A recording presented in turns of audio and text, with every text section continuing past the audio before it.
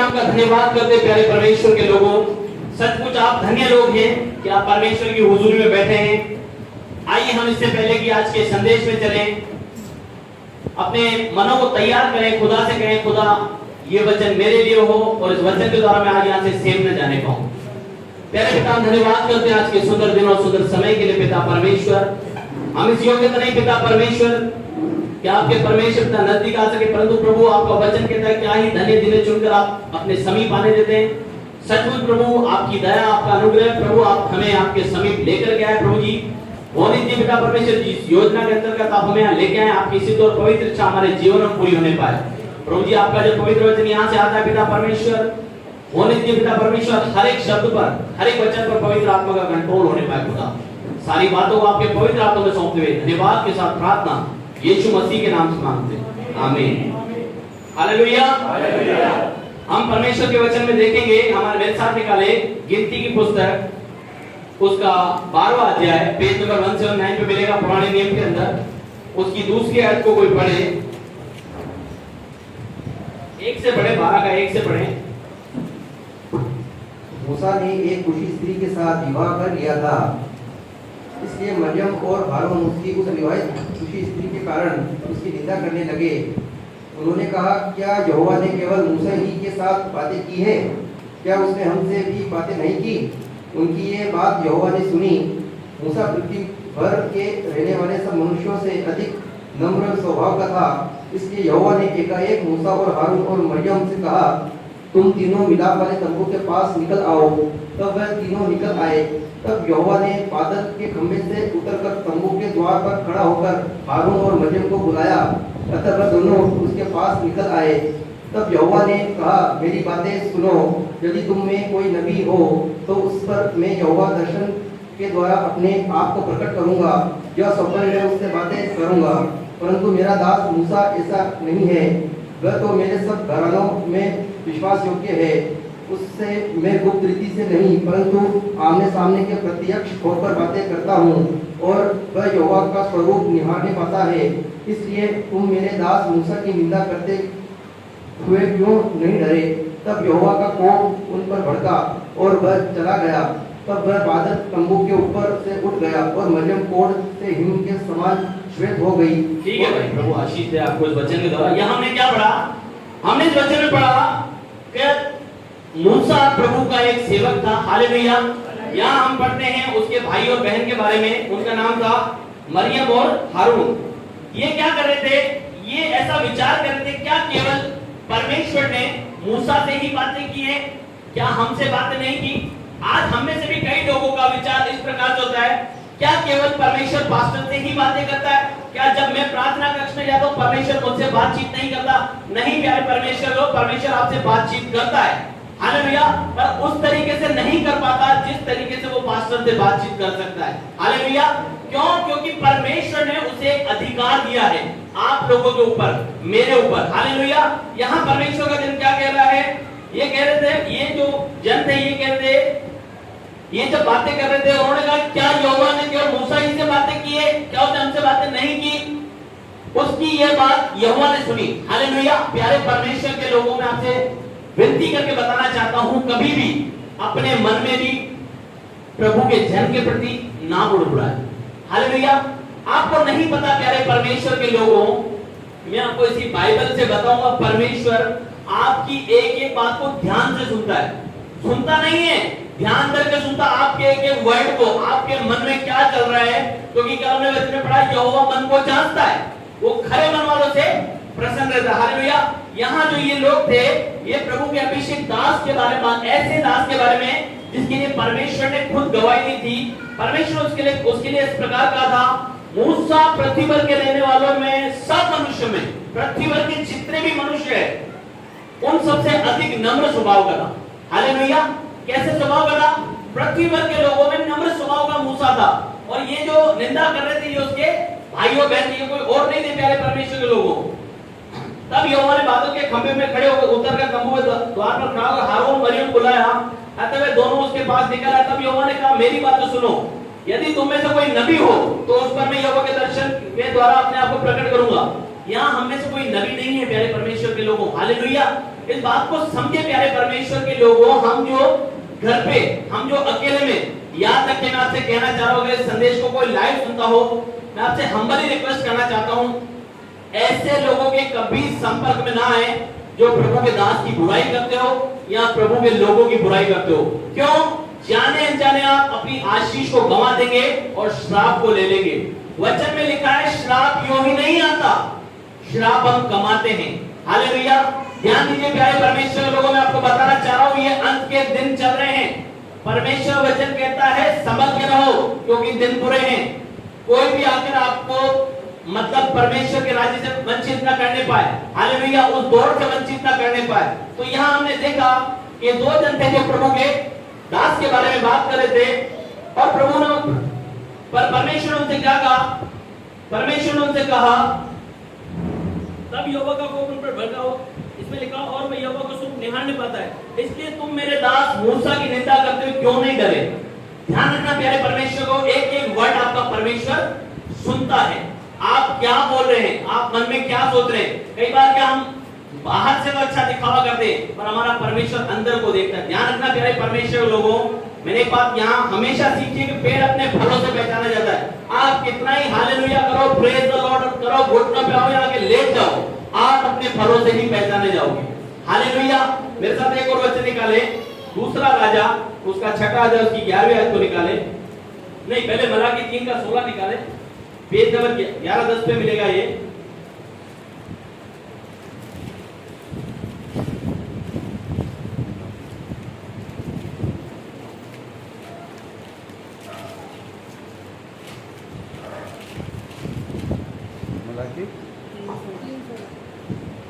तब यहोवा का भय मानने वालों के आपस में बहुत बातें की और यहोवा ध्यान धरकर उनकी सुनता था।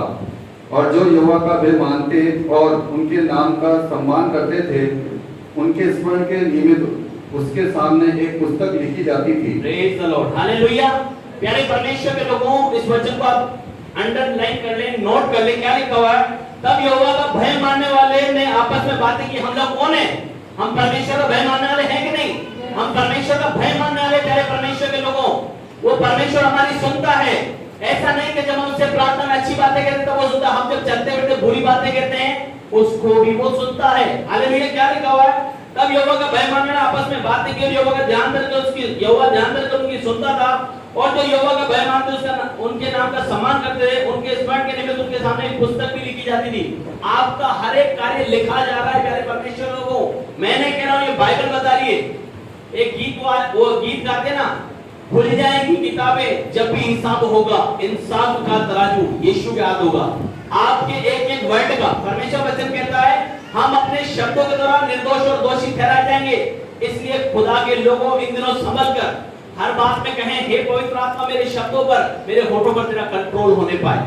हालेलुया। क्योंकि वचन बताता है जीव के वश में जीवन और मृत्यु दोनों पाए जाते हैं। जीवन भी पाया जाता है और मृत्यु भी पाए जाते हैं। जो कोई इसे काम में लाएगा इसका फल भोगेगा। तो हमें बहुत बहुत सावधानी से इन दिनों में रहना है। मेरे साथ निकाले दूसरा राजा छठा अध्याय उसकी 11वीं आयत को निकालें।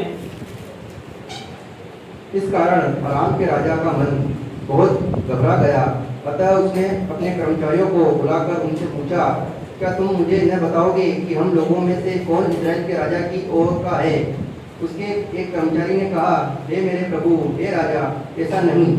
अलीशा जो इस्राएल में भविष्यवक्ता है, वह इस्राएल के राजा को वह बातें भी बताया करता है जो तू शयन की कोठरी में बोलता है। हालेलुया। क्या लिखा हुआ है प्यारे परमेश्वर लोग? थोड़ा ध्यान से तुम्हें थोड़ा गंभीर होकर इस वर्ड को सुने। बहुत महत्वपूर्ण बात मैं आपको बताने जा रहा हूँ। इस कारण आराम के राजा का मन बहुत घबरा गया। अतः उसने अपने कर्मचारियों से बुलाकर पूछा, क्या तुम मुझे न बताओगे कि हम में से कौन इस्राएल के राजा की ओर का है?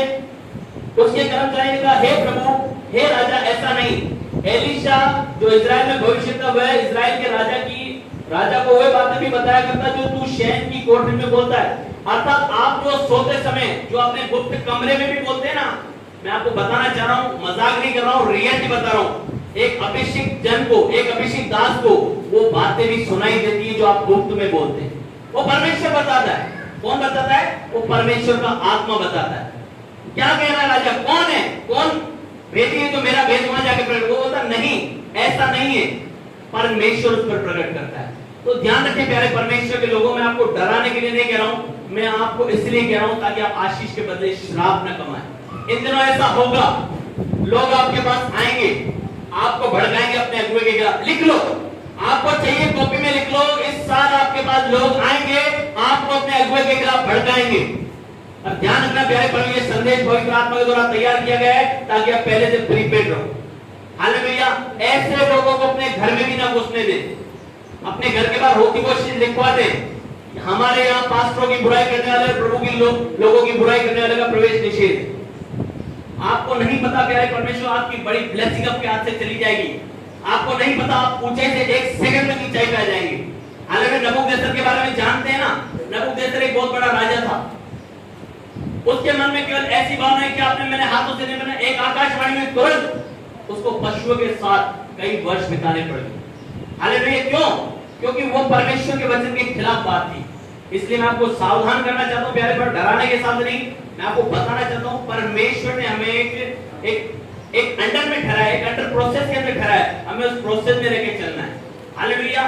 बीज एकदम से पेड़ नहीं बन जाता, बीज को पानी पिलाया जाता है, सींचा जाता है, पौधा लगाया जाता है। अगर उसकी टाइम पे रखवाली ना हो तो वो कभी पेड़ नहीं बन सकता। इसी प्रकार अगर आप एक अच्छे अगुवे के अधीन नहीं है, आप कभी फलवंत नहीं हो सकते, आप कभी लीडर नहीं बन सकते, आप कभी प्रचारक नहीं बन सकते, आप कभी पास्टर नहीं बन सकते। इसके लिए आपको अधीनता में रहना पड़ेगा। एक और अध्याय निकाले मेरे साथ, पहला पत्रस 2:18, पेज नंबर 325, नया नियम।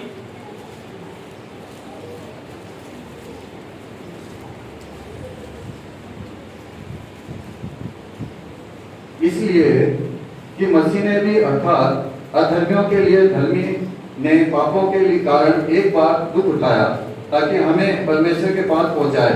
वे शरीर के भाव से तो घात किया गया, पर आत्मा के भाव से जिलाया गया। पहला पत्रस 2:18 पढ़ रहे हैं आप?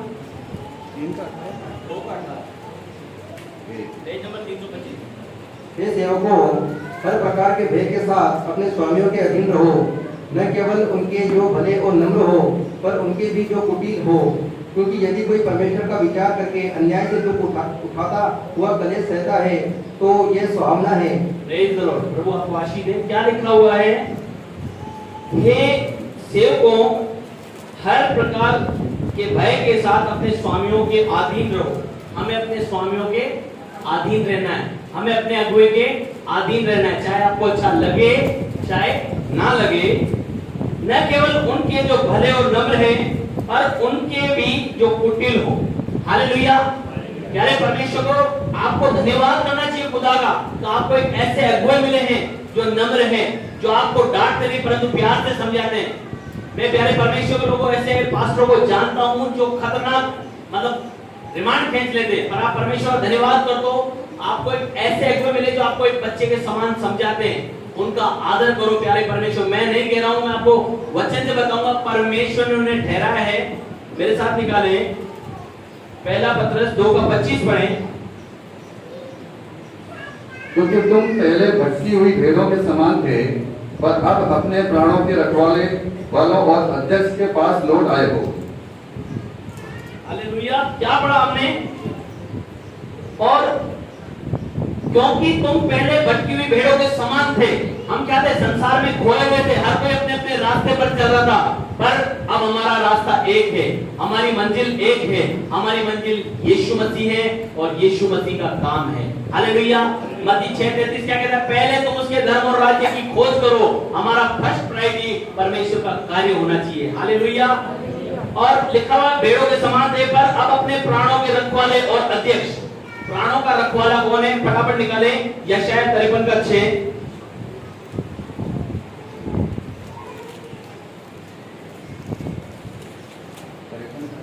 यशायाह 53:6। हम तो सब के सब भेड़ों के समान भटके गए थे, हम में से हर एक ने अपना अपना मार्ग लिया, और यहोवा ने हम सबों के अधर्म का बोझ उसी पर लाद दिया। हालेलुया। ये किसकी बात हो रही है? ये बात हो रही है यीशु मसीह। हालेलुया। क्या लिखा हुआ है? हमने उसमें पढ़ा था पत्रस के अंदर, पर अब अपने प्राणों के रखवाले, हमारे प्राणों का रखवाला कौन है? यीशु मसीह। हालेलुया।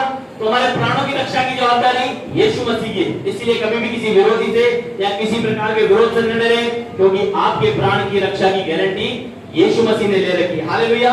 इसके बाद पढ़ते हैं और अध्यक्ष के ऊपर आप बाइबल जिन्होंने हाथ में उन पे देखे क्रॉस का निशान है, क्रॉस का निशान नीचे देखो, नीचे भी क्रॉस का निशान, उसके बाद में लिखा हुआ है यहाँ बिशप। हालेलुया।